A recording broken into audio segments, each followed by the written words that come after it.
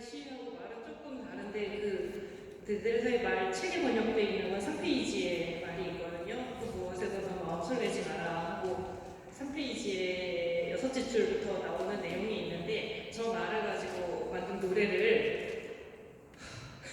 시작하면서 부르겠습니다.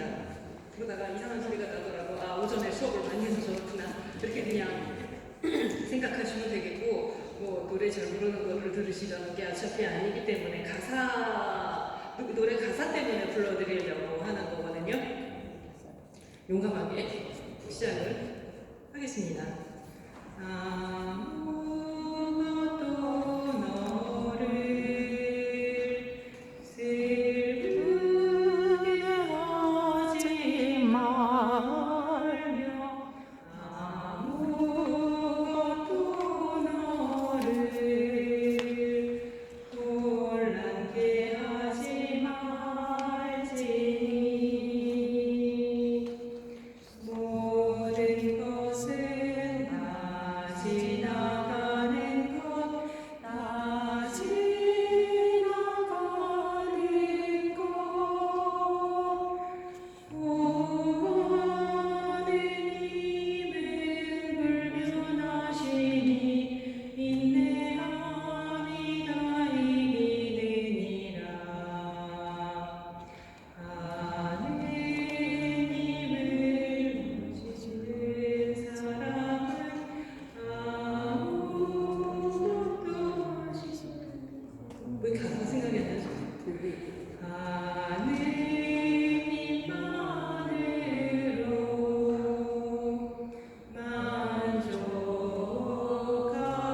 만족하도다 모든 것은 다 지나가는 것 다 지나가는 것 구원은 힘은 불변하시니 인내함이 다 이기느니라 하느님을 소유한 사람은 모든 것을 소유한 것이니 하느님만으로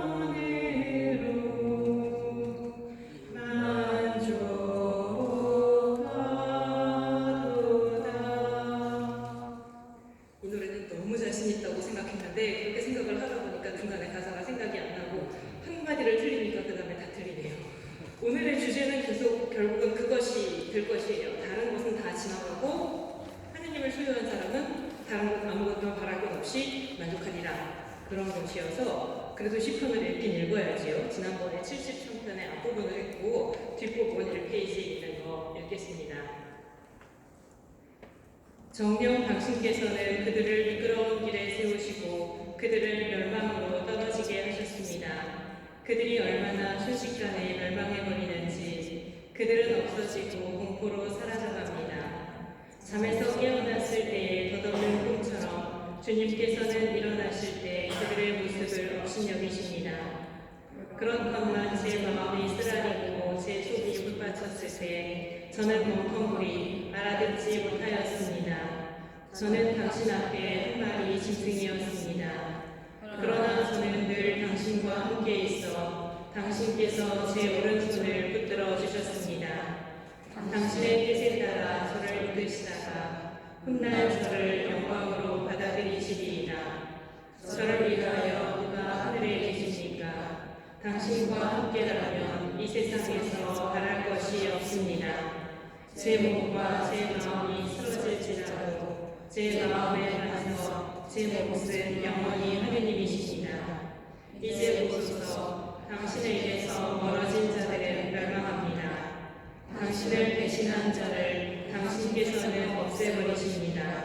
그러나 저는 하느님께 가까이 있으니 저는 터집니다.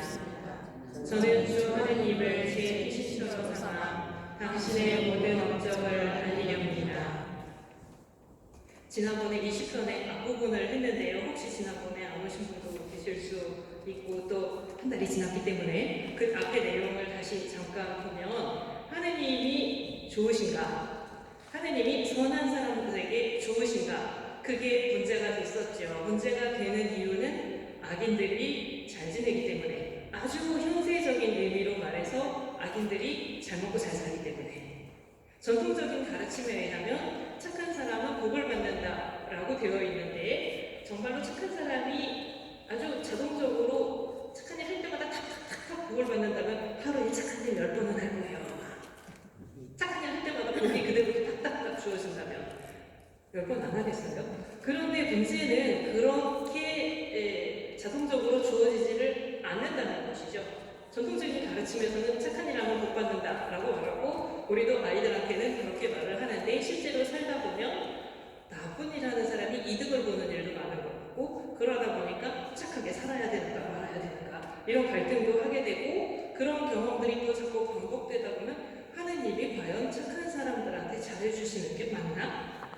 이게 의심스러운 것이죠. 이 시편의 앞부분에서 이 시편 저자는, 이렇게 기도하는 사람이 그 문제 때문에 흔들렸었고 많이 흔들렸었죠. 스스로 말하기를 내 발이 미끄러질 뻔하였다 라는 말까지도 했었어요. 그리고 나도 저 사람들처럼 살아볼까? 라는 생각도 했었다고 그랬어요. 악한 일을 하는 사람이 벌을 받지 않으니, 그리고 악한 일을 해서 오히려 이득을 보는 것 같으니, 아 그럼 뭐하러 내가 착하게 산다고. 사실 착하게 사는 게 그렇게 꼭 쉽지는 않잖아요. 손해도 봐야 되고, 어떤 때는 양보도 해야 되고, 뭐 지켜야 될 것도 많고, 그렇다 보니까 아니 뭐 착한 일에서 좋은 일도 없을 것 같으면 난 이렇게 살지 말고 그냥 저 사람들처럼 따라가 버릴 것보다 라고 생각을 했었고, 그러니까 현재의 모습을 보았을 때, 지난달의 핵심은 그거였어요. 현재의 모습을 보았을 때 악인들이 사는 거하고 착하게 살려고 노력하는 내가 사는 거하고 봤을 때 어쩌면 저게 더 좋아 보일, 늘 그렇다는 건 아니지만 그럴 때도 있더라 라는 것이죠. 악한 사람들의 삶이 더 좋아 보이고 이렇게 부럽게 느껴질 때도 있고, 그래서 신앙이 흔들렸어요. 그 사람이 신앙이 흔들렸다가 그거를 극복을 하기 시작은 했는데, 어떻게 극복했는지가 자세히 나오지는 않았었고, 지난번에 마지막에 나온 게 뭐였냐면 주님의 성전에 들어갔다 라는 거하고 그들의 종말을 깨달았다 라는 두 가지 이야기가 나왔어요. 주님의 성전에 들어갔다, 지난번에 그게 꼭 물리적인 의미에서의 공간, 호원동 성당 이렇게 성전 건물을 뜻하지는 않을 수도 있다는, 그 하느님의 신비 속으로 들어가는 거, 하느님의 눈으로 바라보고 생각하는 것, 그런 의미일 수도 있다는 이야기 했었고요. 하느님의 성전 안에 들어간다는 게. 그리고 그들의 종말을 깨달았다는 이야기에 대해서는 오늘 주로 많이 이야기가 나오게 될 것이에요. 그러니까는 현재의 모습을 보았을 때에는 악인들의 삶이 좋아 보였지만, 생각을 하고 나서 보니 그들의 종말이 어떻게 될까라는 거를 생각했을 때는 꼭 저 길이 좋은 길은 아니구나 라는 생각을 하게 되는 것이에요. 부분에서, 지난번에 했던 부분에서 16절에 그런 말이 있었어요. 깊이 생각하여 이를 알아들으려 하였으나 그것은 제 눈에 괴로운 뿐이었습니다 라는 거죠. 깊이 생각하여 알아들으려 하였으나 그것은 제 눈에 괴로운 뿐이었습니다. 욥이 그랬던 것처럼 의인이 왜 고통을 받아야 되나, 악인이 왜 저렇게 잘 지내는가 라는 거를 깊이 생각하여, 그러니까 머리로 이해해 보려고 아무리 애를 써도 사실은 인간이 이해할 수 있는 것은 아니더라 라는 것이었어요. 인생 경험들이 많으셔서 다 아실 것 같아요. 왜 착한 사람에게 그대로 선한 거에 가품이 오지를 않고, 악한 사람이 꼭 벌받는 건 또 아니고, 착한 사람한테 불행한 일도 생기고 왜 그러는가라는 거를 머리로 열심히 애를 쓴다고 해서 알 수 있는 것은 아니더라 라는 것이 지난번에 나왔었고, 이제 18절에서부터가 오늘 가게 될 부분이에요. 18절에서부터 설명은 이 페이지에 있어요. 여기 18절에서부터 달라지는 것이 있는데, 하느님을 향해서 이야기한다는 것이에요. 어떻게 하냐면, 당신께서는 이런 말이 나오는 것을 보면 그냥 하느님은 이렇고 하느님은 저렇고 이렇게 하느님에 대해서 말을 하는 것이 아니라 하느님하고 대화를 하기 시작하는 것이에요. 욥기에서도 그런 문제가 있어요. 욥의 친구들은 하느님에 대해서 말을 많이 하지만 하느님을 향해서 말을 하지 않아요. 욥의 친구들은. 근데 욥은 하느님께 말을 해요. 나한테 대답해 주시라고, 나를 왜 괴롭히시느냐고. 별로 그렇게 공손하고 예쁜 기도는 아니라 하더라도 욥은 하느님을 향해서 하느님께 직접 말을 하는데 욥의 친구들은 그렇지 않는다는 것. 지난번에 시편 42, 43만 했죠. 42만 했죠. 그때 그런 이야기 했었어요. 이렇게 탐험을 하고 머리 싸매고 고민을 하고 혼자서 싸매고 있는 거하고 그러다가 하느님을 바라보게 되는 거하고는 이렇게 큰 전환점이 된다는 거. 혼자서 아무리 이해하려고 고민을 해도 안 되던 것을 이제 하느님을 바라보게 되면서 좀 이렇게 생각이 달라지게 되고 전환이 되고 문제가 풀려나가는 것을 볼 수 있게 될 것이에요. 그래서 이제 하느님을 향해서 말을 하면서 아까 20편의 앞부분에서는 악인들의 현재 모습을 봤다면 18절부터 20절까지는 그 사람들의 종말이 어떻게 될 것인지, 저 악인들이 지금 잘 지내고 있는데 저 사람들이 끝에는 어떻게 될 것인지 라는 거를 생각을 하게 될 거고, 그 다음에는 자기의 모습을 돌아보고 마지막에 가서는 자기의 종말에 대해서 생각을 하게 될 건데, 오늘 사실 제일 중요한 부분은 이 끝부분이에요. 자기의 종말에 대해서 어떻게 생각하게 되는가. 그래서 진도 나가는 거를 보면서 30분 만에 끝나겠다 생각하시면 다 틀리네. 왜냐면 끝에 가서 시간이 많이 필요해요. 그래서 이거를 지난달에 다 끝내지를 못하고 남겨둔 것이고요. 일단 악인들에 대해서 묘사를 하는데 18절부터 20절까지 그들을 미끄러운 길에 세우셨고 멸망으로 떨어지게 하시고 순식간에 멸망할 것이고 없어지고 공포로 사라져가고 덧없는 꿈처럼 없어지고 말 것이다 라고 이야기를 해요.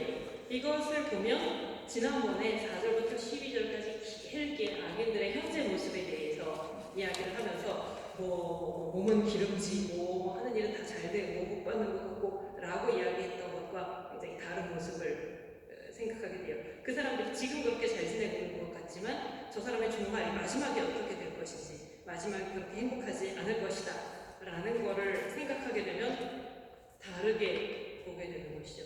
저 사람 잘 지내네 부럽다가 아니라 저 길이 끝에 행복하게 끝날 길이 아니라는 거를 내가 알기 때문에 그게 부럽게 보이지 않는 것이에요. 여기 바이저의 말을 제가 인용을 해놨는데, 책에서 인용한 말인데 이 사람 책을 제가 오늘 여러 번을 인용을 할 건데 이렇게 직접 제가 따옴표까지 하고 인용을 한 건 그 중에 아주 마음에 드는 부분이 있기 때문이에요.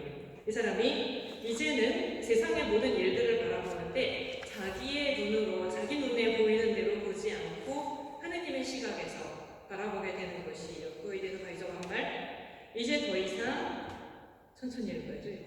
하느님과 이 세상에 일어나는 모든 것을 그가 갖고 있는 이기주의적인 생각에 협소한 틀 안에 구겨 넣으려고 하지 않게 된다. 번역상의 문제인데 저는 이게 이기주의적인 것이라기보다는 자기중심적인 것이라고 생각을 해요. 원래 단어의 의미가. 그러니까 세상 모든 일을 보는데 내 기준에서 보면 저런 일은 왜 일어나지? 저건 나쁜 일이야 라고 말을 하는데 그 기준이 나라는 거예요. 그런데 그거를 놓고 그 틀 안에 세상 모든 일을 집어넣으려고 하지 않는다는 거예요. 내 기준으로 볼 때 저건 옳아, 저건 옳지 않아, 저건 좋은 일이야, 저건 나쁜 일이야, 저건 나한테 해로운 일, 저건 나한테 이로운 일, 그렇게 나를 기준으로 보지 않게 된다는 거예요. 여기 제가 직접 인용을 하면 마음에 드는 단어가 있기 때문이라고 그랬는데, 마음에 드는 단어가 뭐냐면 구겨 넣으려고 하는 단어예요. 구겨 넣으려고. 왜 구겨 넣어요? 왜 구겨 넣죠? 왜 그냥 못 넣죠? 안 들어가니까. 휴지통에 쓰레기를 버리는데 만약에 이만한 크기의 종이를 쓰레기통에 넣는데 쓰레기통이 요만하면 구겨 넣어야 되잖아요. 종이 넓은 게 안 들어가니까. 그거랑 마찬가지라는 거예요. 세상에서 일어나는 일들이, 특히 하느님이 하시는 일들이, 세상에서 일어나는 일들이 내 머리에 안 들어와요. 인간의 머리로 이해할 수가 있는 게 아닌데 그걸 내 머리로 막 무리를 해서 이해를 하려고 그러니까 어떻게 해야 되냐면 구겨 넣어야 된다는 거예요. 구겨 넣어서 억지로 내 머릿속에 집어넣어야 되는 것인데 그렇게 인간이 알 수 있는 것이 아니다라는 거를 지난번에 애써서 깨달으려고 했지만 수고 열심히 애를 썼는데 그건 그냥 내 머리만 고생스러울 뿐이고 사실 인간이 알 수 있는 게 아니다. 잠깐 옆으로 나가서 이야기를 하면 지난번에 코엘렛 얘기를 좀 했는데 헛되고 헛되다 세상에서 헛되다 호불호가 호불호 막 이야기하는 거 있잖아요. 거기서도 좀 그런 이야기가 나와요. 세상에 일어나는 어떤 일이 좋은 일인지 나쁜 일인지 어떻게 알지요? 어떻게 알죠? 사실은 잘 몰라요. 제가 그 코엘렛에 대한 부분을 책을 막 번역을 하고 있을 때 제 쌍둥이가 병에 걸렸어요. 그때 걸린 건 아니고 걸린 걸 그때 알았죠. 병이 걸린 걸 그때 알았어요. 그래서 저한테 자기가 병이 걸렸다는 얘기를 하는데 제가 그때 코엘렛을 인용을 하면서 세상에서 일어나는 일을 사람이 다 알 수 있는 건 아니고 그런 얘기를 써서 보냈어요. 저는 책에 나오는 이론적인 이야기를 쓴 거죠. 근데 제 쌍둥이가 딱 자기가 병에 걸렸다는 걸 알게 된 시점에서 그 이야기를 하더라고요. 전에는 자기가 어떤 일이 딱 일어나면 바로 이 일은 좋은 거다 나쁜 거다 판단을 했다는 거예요. 예를 들어서 병에 걸렸어요. 좋은 일이에요? 나쁜 일이에요? 나쁜 일. 이런 거 바로 판단을 했다는 거예요. 젊었을 때는. 많이 이해하시죠? 젊었을 때는 내가 살다가 어떤 일이 딱 일어나면 내 인생에 저것은 좋은 일이다 나쁜 일이다라는 거를 금방 바로 판단을 했다는 거예요. 근데 인생의 경험이 좀 더 쌓이다 보니 나이가 좀 더 들다 보니 그렇게 그때 판단할 수 있는 일이 아니라는 거를 알게 된다는 이야기를 하더라고요. 그러니까 그전 같았으면 그런 말이에요. 내가 10년 전 같았으면 병이 딱 걸렸으면 아 이건 나쁜 일이야. 나한테 왜 이런 일이 생길까? 라고 하겠는데 그래도 지금까지 나이가 들어보니 그렇게 쉽게 판단하지 않게 되더라는 거예요. 그런 것이 지금 여기서 말하는 이런 변화일 거예요. 내 머리를 기준으로, 내 눈을 기준으로 이렇게 좋은 일, 나쁜 일 이렇게 판단하지 않고 아기들은 왜 저렇게 잘 지내지? 라고 쉽게 부러워하지 않고 그것을 이제 내 눈으로 바라보는 것이 아니라 하느님의 기준으로 바라보게 될 때 다르게 보인다라는 것이죠. 아기들이 잘 지내는 것 같았지만 그것이 영원한 것이 아니고 지난번에 왜 잘 지내는 것이 살아있는 동안일 뿐이고 재산이 늘어간다고 그랬지만 재산 늘어나는 것 뿐이고 거기까지이고 그 이상을 말할 수 없다는 것 이런 얘기도 지난번에 나왔었어요. 하느님이 그들을 미끄러운 길에 세우시고 미끄러운 길은 미끄러지는 길이죠. 근데 똑같은 단어를 다르게 해석하기도 해요. 평평한 길, 평평한 길, 평평한 길, 평탄한 길 이어서 너무 평탄하게 걸어가다 보니까 그 사람들은 깨닫지를 못한다는 거예요. 그러니까 그게 이제 보니까 좋은 길이 아니더라라는 거예요.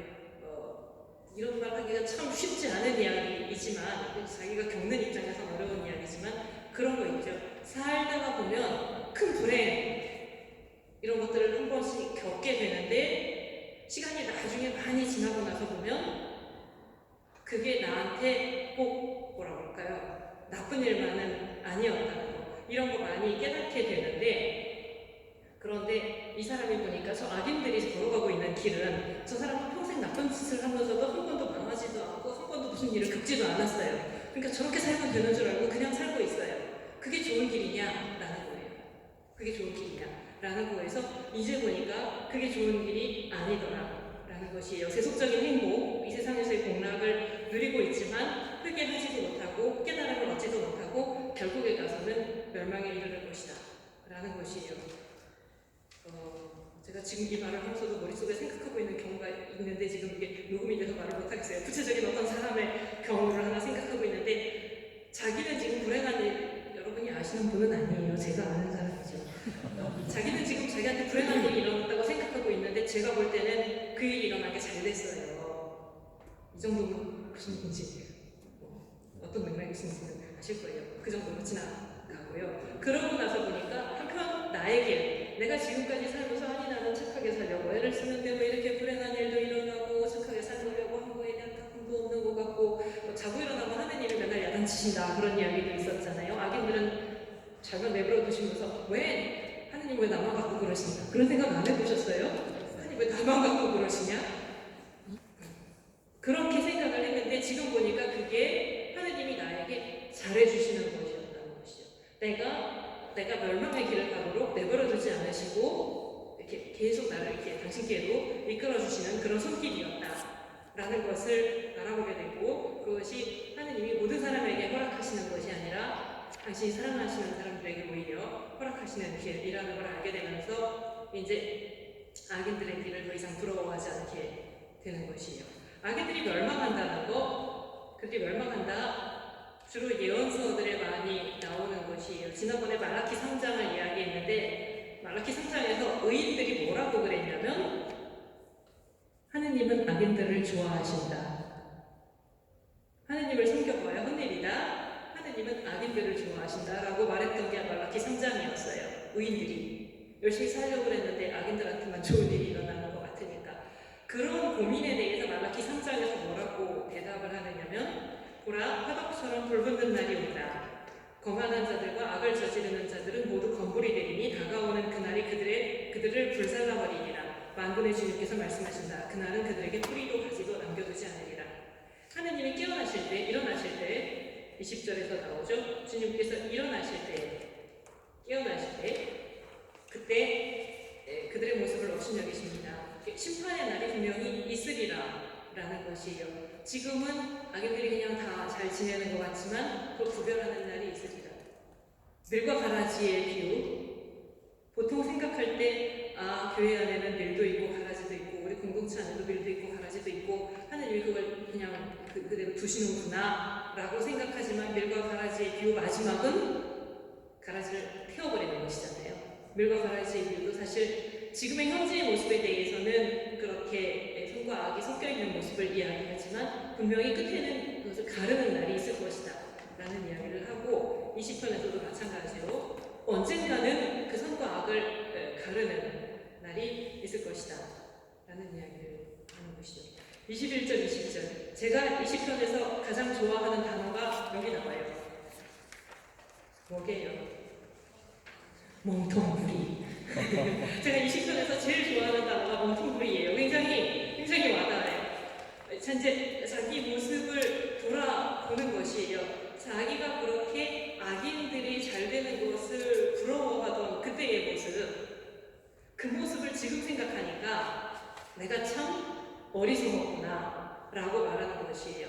내가 지금의 모습만을 보고 악인들이 잘 되어가는 것을 보고 그걸 부러워했던 것이 내가 정말 어리석어서 뭐여서? 몸통부리여서 내가 정말 그때는 몸통부리였구나, 그때는 뭘 몰랐구나 라고 생각을 하는 것이에요. 그리고 살다 보면 그런 경험들이 있죠.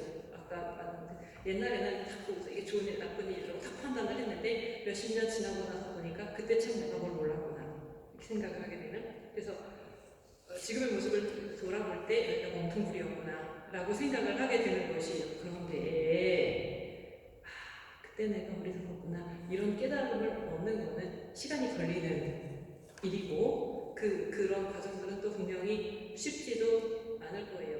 제가 저의 과거를 돌아보아도 몸통부리라고 하기보다는 뭘까요? 참 이렇게 보는 게 이렇게 굉장히 좁았다 이렇게 느끼는 때가 있는데 그거를 발견하기까지는 쉽지 않았죠. 제가 지금까지 살면서 이렇게 적당한 표현이 없는데 엄청 헤맸던 때 이렇게 방황이라고 할까요? 방황이라는 말이 좀 아주 적당한 단어는 아닌데 살면서 막 그랬던 때가 두 번이 있어요. 그러니까 수녀원에 입회해서 8년째에 그랬고 그리고 또 8년 만에 또 그랬었기 때문에 저는 8년 주기라는 말을 하거든요. 8년에 한 번씩 이렇게 흔들리는 때를 겪는다고. 그런데 살다 보면 그런 때들 있으시죠? 제가 요즘 난 조금 더 이상해 그랬더니 근데 그런 시기가 있잖아요. 그런데 제가 살면서 정말 방황 내지는 했던 시기를 생각하면 싹 빼서 지워버리고 싶어요. 무슨 얘기인지 아시겠어요? 제가 살면서 살던 기간 중에 막 이렇게 방황하면서 그때 저만 방황했겠어요? 옆에 사람도 괴롭혔지요? 그렇죠? 그러니까 요때 1년하고 저의 일생이 이렇게 있다면 요 시기하고 딱 빼서 지워버리고 싶어요. 근데 지울 수가 없어요. 제 기억 속에서 아무리 지우려고 그래도 남아있고 설령 제 기억 속에서 지우려고 한다고 해도 그때를 본 사람들이 있잖아요. 특히 저희는 수녀회가 작아가지고 우리 수녀회 수녀님들이 그때 저의 모습을 다 봤단 말이에요. 그러니 제가 아무리 그 시기를 잊어버리면 뭐 하겠어요. 남들이 그때의 제 모습을 다 알고 있는데 제가 무슨 짓을 했는지를 그때 어땠었는지를 다 아는데 그게 지워지지 않는단 말이에요. 그래서 어떤 때 그때를 생각하면 되게 부끄러워요. 뭐가 부끄럽냐면 그 모습을 우리 수인들이 기억하고 있다는 게 너무 부끄러워요. 차라리 뭐 수녀회가 한 200명쯤 돼가지고 그 모습을 안 본 사람들이랑 살면 모르겠는데 저는 그게 아니거든요. 다 봤단 말이에요. 가끔가다 저 사람들이 나의 그때를 알지. 그 생각을 하면 너무 많은 걸 알고 있어. 살려둘 수 없어. 그런 마음이 들면 그런데 다시 생각해보면 사실은 그런 시기들이 지났기 때문에 지금의 제가 된 거죠. 그런 게 없었다면 아까 평탄한 길, 매끄러운 길, 또 이런 길만 있었다면 그렇게 이렇게 방황을 겪는 뭐 아이들 말하면 사춘기 같은 이런 것들이 없었다면 성인이 될 수 있는가, 어른이 될 수 있는가 그런 이야기죠. 그래서 여기 또 바이저의 말을 인용을 해놨는데 직접 인용을 써놨어요. 아주 정말 저는 감동적인 말이라고 생각해요. 자기의 과거를 돌아보면서 그때 나는 멍텅구리였다라고 말을 하는 것이 자기 자신과의 투쟁을 경험하였던 사람이라면 누구나 그러한 결단, 곧 일반적인 인간적 사고방식으로부터 그 고리를 끊고 나와서 자기 자신을 극복해 나가는 그것은 가장 격렬한 영적 감정을 통하지 않고서는 일어나지 않았다는 것을 이해하게 될 것이다. 그러나 그러한 신앙의 승리는 그의 가슴에 피를 쏟아 이룩하는 것이기 때문에 바로 그 이유 때문에 그것은 시인에게 한 특유한 가치를 지니게 되는 것이다. 우리말 번역이 그렇게 매끄럽지도 않고 제가 그냥 읽어드리면 도저히 무슨 소리인지 이렇게 되실 것 같아서 일부러 다 써놨어요. 제가 제 삶을 돌아봤어도 이 시편 저자가 봤어도 자기 삶에서 막 괴로워했던 때가 있다는 거예요. 세상이 왜 저렇지? 하나님은 왜 저렇게 하시지? 왜 악인들은 등등등 이 문제를 가지고 막 고민을 하다가 이제 그거를 벗어나서 과거를 돌아보면서 그때 내가 뭐를 몰랐구나 라고 말을 하는데 이거는 이런 또 치열한 여기 이 바이저의 말로 표현하면 그의 가슴에 피를 쏟아 이룩한 것이기 때문에 그런 과정을 거쳤기 때문에 그 사람한테 의미를 갖는 것이죠. 예를 들면 제가 지금 한 10년쯤 후배인 수연님한테 만약에 그 수연님이 저하고 똑같은 문제로 막 고민을 하고 있는데 그건 이런 거야 라고 탁 말을 해주면 그 수연님이 아무 고민 겪지 않고 지나나오겠어요? 사춘기를 겪는 애한테 엄마가 그건 아무것도 아니야 이렇게 말하면 걔네들이 갑자기 평탄해지나요? 안 겪고는 안 된다는 것이죠. 이런 내 눈으로 바라보고 내 눈으로 판단하고 이거를 깨뜨리고 나오는 것, 그 멍텅구리 상태를 벗어나는 것도 정말 그걸 거쳐서야 이루어지는 것이지 가만히 앉아서 평탄하게 되는 것은 아니다라는 것이요. 야복나무에서 그 천사를 붙잡고 씨름했던 야곱은 뼈를 다쳤고 그렇게 그 사람에게 흔적이 남는다는 것이요. 지금에 와서 돌아보니 내가 그 위기를 겪던 때에도 그 멍텅구리 같았던 때에도 사실 나는 하느님과 함께 있었구나 라는 것을 깨달아요. 내가 멍텅구리였고 한 마리 짐승이었어도 그러나 저는 늘 당신과 함께 있어. 나는 그때도 늘 하느님과 함께 있었구나 라는 것을 생각하게 돼요. 인간이 하느님을 막 붙잡고 씨름하고 있을 때는 그래도 하느님과 함께 있는 것이지요. 제가 지금 제가 살면서 파란만장했던 시기에 대해서 말씀을 드렸는데 또 살다 보면 너무 평탄한 시기가 있거든요. 그거는 오히려 별로 안 겪어보신 분들이 있을 수도 있는데 저는 3년 전, 2년 전에가 너무 평탄했어요. 살다가. 너무 평탄하면은 그렇게 겪어보셨어요? 너무 평탄하면 어떻게 되냐면 하나님이 안 계셔도 살 것 같아요. 제가 근데 그런 생각하면 꼭 큰 코가 다치더라고요. 제가 3년 전에 이렇게 제가 오늘도 오전에 통신 연수를 했다가 통신 연수라는 게 1년에 2번을 하거든요. 그때 제가 그 생각을 했어요. 통신 연수 7년째 하니까 그냥도 하겠네. 그런 생각 하자마자 보면 큰일이 벌어지더라고요. 그러니까 사람이 이렇게 위험해요. 근데 너무 평탄할 때가 오히려 하나님 없이도 내가 혼자서도 걸어갈 수 있을 것 같은 그런 시기에 빠지게 되고 오히려 하나님을 붙잡고 씨름하고 있을 때에는 그건 그래도 하나님과 함께 있는 시기였다는 거. 그걸 이제 돌아보게 되고 이제부터 점점 뒤로 갈수록 중요한 부분들이 나오게 돼요. 그러면서 이제부터는 자기의 종말에 대해서 생각을 하게 되는 것이에요.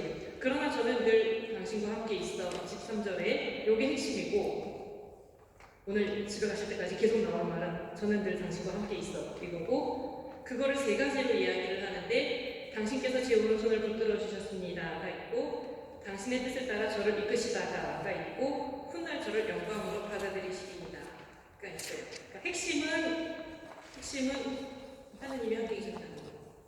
아이고 잘못해서 좀 건너뛰었네요 제가.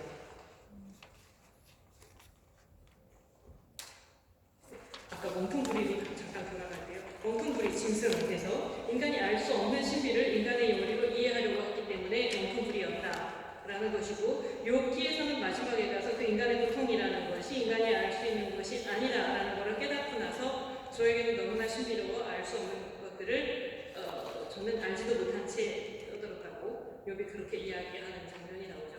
욥이 실컷 이야기하고 났을 때 하나님이 제일 먼저 하시는 말씀이 지각 없는 말로 내 뜻을 어둡게 하는 이자는 누구냐?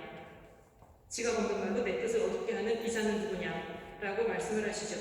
욥이 자기가 하나님보다 더 똑똑한 줄 알고 자기가 하나님보다 더 의로운 줄 알고 하나님은 지혜롭지 않으시고 정의롭지 않으시고 하나님이 이렇게 하시면 안 된다.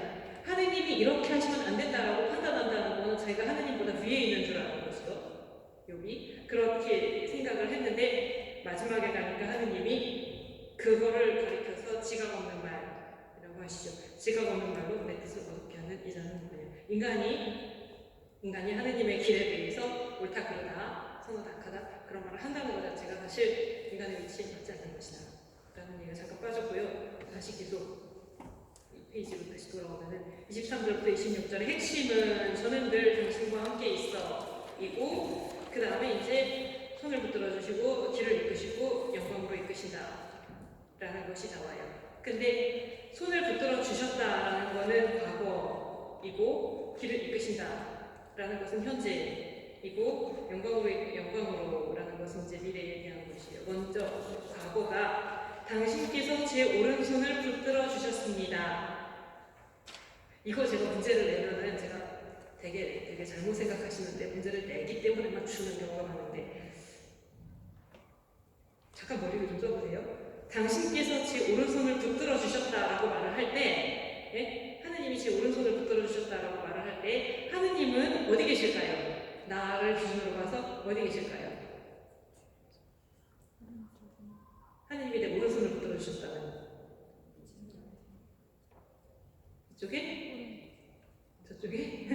네, 앞에 계신 거예요. 사실 이게 그림 같은 데 나오기 때문에 아는 것인데요. 하느님이 오른손을 붙들어 주셨다라는 거는 무슨 뜻이냐면 이렇게 여러 사람들이 있는데 하느님이 당신 이쪽에 있을 때 이렇게 하느님의 왼손으로 내 오른손을 잡는 게 아니고 하느님이 이렇게 내 손을 잡아주시는 거지. 내 손을 딱 잡아서 나를 선택해서 끌어내시는 그거를 뜻하는 것이에요. 보통 신들이 어떤 임금을 선택하는 것을 말할 때 자주 사용되는 표현이니까 하느님이 나를 선택하셨다. 그래서 지켜주신다. 이런 의미이고 그게 과거의 일이고 나를 택하셨고 그 다음에 현재 이건 한숨이 나오는 구절이에요. 당신의 뜻에 따라 저를 이끄시다가 왜 한숨이 나와요? 하느님의 뜻이라는 게 보통 그렇게 잘 알 수가 없지요. 그런 생각 안 하세요? 저는 하느님이 당신이 원하시는 게 뭔지 그냥 쫙 써주셨으면 좋겠어요. 제가 이렇게 해야 될까요? 저렇게 해야 될까요? 그런 거 가지고 고민하지 않게 그냥 하느님이 이렇게 해라고 그냥 딱 써서 그냥 오늘은 뭐하고 내일은 뭐하고까지 아예 그냥 다 써주셨으면 좋겠어요. 굉장히 게으른 생각이죠. 그렇지를 않고 사실은 당신의 뜻에 따라 저를 이끄시다가 라고 말을 하는데 하느님이 내 손을 잡으셨고 내 일생 동안 나를 이끄셨다는 것을 알아요. 인생을 오래 사신 분일수록 이것은 잘 아시리라고 생각해요. 살면서 파란만장 다 있었지만 하느님은 처음부터 내 손을 붙잡으시고 그 길을 쭉 이끌어 오셨어요. 근데 어디로 가실지 아세요? 내일 어디로 가실지, 1년 후에 어디로 가실지, 뭐 10년 후에 어디로 가실지, 10년 후에 내가 살아있을지 저는 내년 거를 약속하려고 하는데 요즘 못하겠더라고요. 뭐 이렇게 보통 무슨 뭐 강의를 부탁하거나 무슨 책 같은 걸 부탁하거나 할 때 뭐 내년에 뭐를 하자 이런 이야기를 하는데 제가 금년 후반까지는 어떻게 좀 얘기를 해보겠는데 내년 거 얘기가 나오면은 내년에는 어떻게 해서 하나 그런 생각이 들어서 내년 거를 약속을 잘 못하겠더라고요. 여기서 이게 중요한 것이 하느님이 내 손을 잡고 이끄신다는 것은 알아요. 내가 지금까지 살아온 날들도 하느님이 나를 이끄셨어요. 그래서 앞으로도 하느님이 이끄실 거예요. 그러나 어디로 이끌어 가시는지를 아는 거는 아니라는 거예요. 우리가 내비게이션 뭐 길을 찾아갈 때처럼 여기서부터 뭐 제가 갈 곳, 가는동 654에 이렇게 딱 찍어가지고 저기로 갈 거니까 이 길로 해서 이렇게 간다고 알고 있는 것이 아니에요. 하느님이 내 길을 이끌어 가신다는 거, 어쩌면 우리는 지금 내가 여기 있고 한 걸음 이렇게 가는 곳까지 그것도 사실 잘 안 보이죠. 그냥 그걸 하느님이 내 손을 잡고 이끌어 가신다는 거를 믿고 가는 것이지, 그게 목적지를 어디로 향해서 어떤 길로, 목적지는 물론이고 어떤 길로 가실 거는 더 모르죠. 어떤 길로 가실 거는 더 몰라요. 모르지만 하느님이 길을 인도하신다라는 것만을 알고 있는 것이죠. 제가 여기는 안 써놨는데 저희 선생님이 저한테 편지에다가 쓰셨던 구절이 있어요. 제가 아까 2번 헤맸다 그랬는데 두 번째의 방황기를 겪고 있을 때 저희 스승님이 편지에다가 쓰셨던 말 중에 하나인데 그런 말씀을 주셨어요. 주님의 길들은 신비롭다는 건 알 수 없죠. 어디로 들어가시는지 모르지만 그분께서는 우리를 어디로 이끄시는지 아신다 라는 말을 편지에 쓰셨어요. 아까 하나님이 우리를 목적지 어디로 이끌어 가실지도 모르고 어떤 길로 가실지는 더 몰라요. 내일 나의 삶을 어디로 이끄실지 저 더 몰라요. 그런데 하나님은 알고 계시다는 거예요. 하나님은 알고 계시고 그 길로 이끄신다. 시편 저자가 지금 아까는 멍텅구리였다가 지금 멍텅구리를 벗어났는데, 멍텅구리를 벗어나서 도달하는 믿음이라는 거는 이제부터 내가 죽을 때까지 내지는 내가 죽은 다음에 갈 길을 다 알겠다, 이게 아니라는 거예요. 그건 아니에요. 신비는 신비이고 하나님의 길이라는 것은 우리가 다 알 수 있는 것은 아니에요. 그러나 도달하는 믿음은 뭐냐면 하나님이 내 손을 붙잡고 길을 이끄신다 라는 것이죠. 어떤 길인지는 결코 알 수 없을 것이다. 그걸 알면 그거는 전쟁이죠. 믿음이라는 것은 그런 것이 아니고 지금 내 눈으로 이해할 수 없게 보이는 순간에라도 하느님이 나를 늘 이끌어 가신다는 것을 아신다라는 거고, 시편 23의 4에서도 제가 비록 어둠의 골짜기를 간다 하여도 재앙을 두려워하지 않으리니 당신께서 저와 함께 계시기 때문입니다. 당신의 막대와 지팡이가 저에게 위안을 줍니다. 어둠의 골짜기를 가면 길이 안 보이죠. 이게 꼭 정통 해석은 아니고 여러 가지 해석 중에 하나인데, 막대와 지팡이에 대해서 그렇게 설명을 하기도 해요. 양이 목자를 따라가는데 어둠의 골짜기, 어두우면 목자가 안 보이잖아요. 안 보일 때 그 막대기 지팡이로 이렇게 땅을 치면서 가는 소리를 듣고 양들이 따라간다고 설명을 하기도 해요. 하느님이 나의 길을 이끄신다는 것을 알지만 그 길이 환히 보이는 것은 분명히 아니고, 어둠 속에 정말 이만큼만 보면서 그냥 따라가는, 옆에 뭐가 있는지 앞에 뭐가 있는지 10m 앞에 가면 뭐가 나올 것인지 알 수 없으면서도 따라가는 그런 믿음이라는 거예요. 제가 거기다가 새로 인용한 글이 있는데, 마르티니 주경의 책을 제가 요즘 번역하던 책에서 한 구절을 읽어가지고, 그러니까 주님의 기도에 대한 책이었는데 거기서 하느님의 뜻에 대해서 주님이 쓰신 거예요. 제가 아까 말씀드린 것처럼 하느님의 뜻이라는 게 도대체 알 수가 없고, 하느님이 당신 뜻 좀 쭉 써주셨으면 좋겠다 이런 생각을 가지고 있는 사람으로서 이제 마틴 주교님이 하느님의 뜻에 대해서 쓰신 거를 보았을 때 제가 참 많이 공감을 했는데, 그런 말씀을 하셔요. 내가 지금 이렇게 가고 있는데 이게 지금 하나님의 뜻인지 아닌지는 사실은 그때는 거의 알 수 없다고. 내가 지금 이렇게 가고 있을 때 나한테 지금 이런 일들이 생겨나고 내가 지금 이런 결정을 해서 이 길로 가고 이렇게 저렇게 가는데 그게 하나님의 뜻인지 아닌지 사실 많은 경우에는 그때는 알 수가 없다고. 그러면서 뭐라고 얘기를 하시냐면, 다 지나고 나서 돌아봤을 때 아, 그게 하나님의 뜻이었구나 이렇게 알게 된다는 이야기를 책에다 쓰셨었는데, 제가 좀 그렇구나 라고 생각을 했어요. 평상시에 제가 늘 하나님의 뜻을 알 수 없는 거 이런 생각을 많이 했었는데, 지나고 나서 보면 오히려 그것을 알아보게 된다라는 이야기. 그래서 당신이 이끄신다는 건 그런 것이고, 24절 후반에서는 훗날 저를 영광으로 받아들이시리이다. 사실 이 구절에 대해서 제가 설명을 여기 안 써놨지만 본문 번역상에서는 문제가 굉장히